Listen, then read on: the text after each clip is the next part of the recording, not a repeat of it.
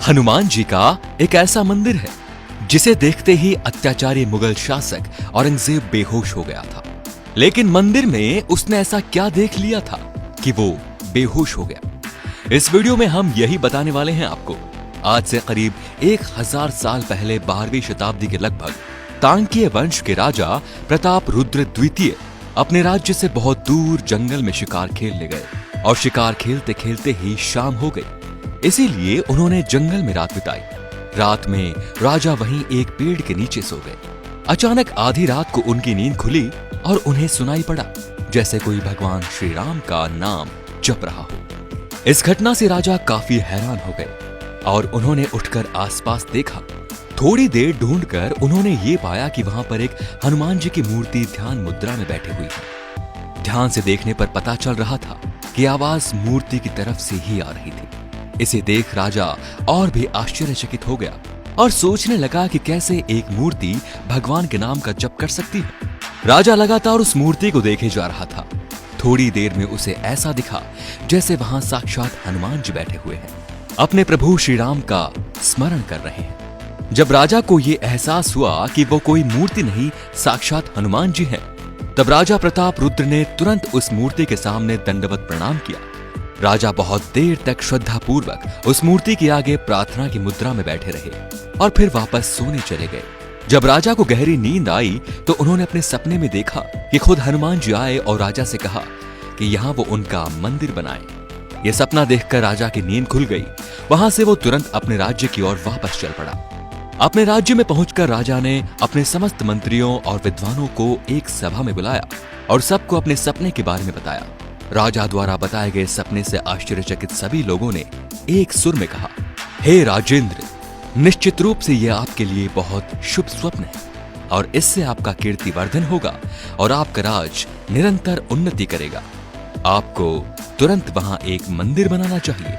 शुभ मुहूर्त में मंदिर का निर्माण शुरू हुआ, ठीक उसी जगह पर जहां राजा ने हनुमान जी की मूर्ति को भगवान श्री राम का जप करते हुए देखा था। और उन्होंने उस मंदिर को नाम दिया ध्यानांजनेय स्वामी मंदिर।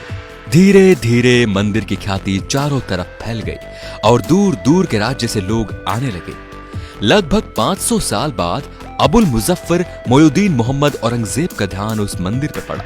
लालची और क्रूर औरंगजेब के सिर्फ 2 ही मकसद थे। सबसे पहले पूरे भारतीय महाद्वीप पर मुगल साम्राज्य का झंडा फहराना और इस्लाम की स्थापना करना और हिंदू मंदिरों को तोड़ना और इस दुनिया से हिंदू धर्म का अंत करना।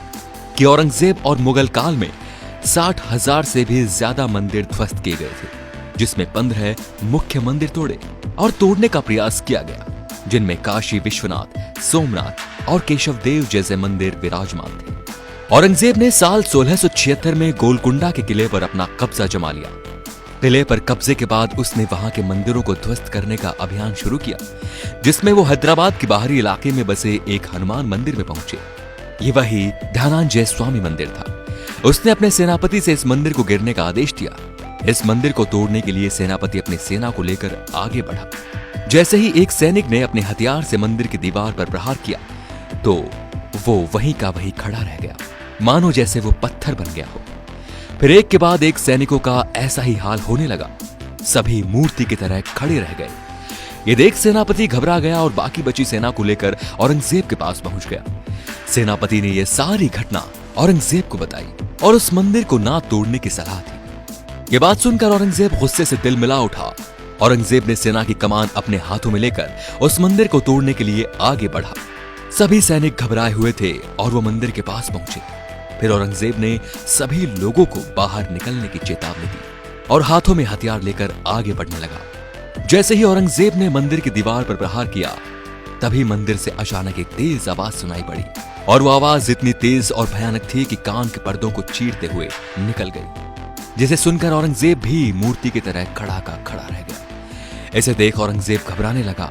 उसे मंदिर के अंदर से एक आवाज सुनाई दी, अगर मंदिर तोड़ना चाहते हो राजन तो करमन घाट। इसका मतलब होता है कि अगर मंदिर तोड़ना चाहते हो राजा तो पहले अपना दिल मजबूत कर लो। पहले से ही डरा हुआ औरंगजेब और घबरा गया और वहीं पर बेहोश होकर गिर गया।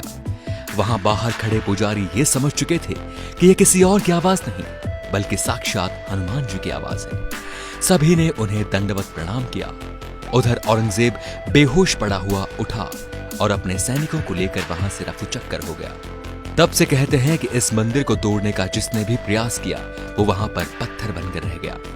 उसी घटना के बाद से इस मंदिर का नाम करमन घाट के नाम से भी जाना जाने लगा। तो दोस्तों, आपको ये वीडियो कैसा लगा हमें कमेंट करके जरूर बताइए। और हाँ, इस वीडियो को ज्यादा से ज्यादा शेयर कीजिए ताकि हमारे हिंदू भाई भी इस मंदिर के बारे में जान सके। धन्यवाद।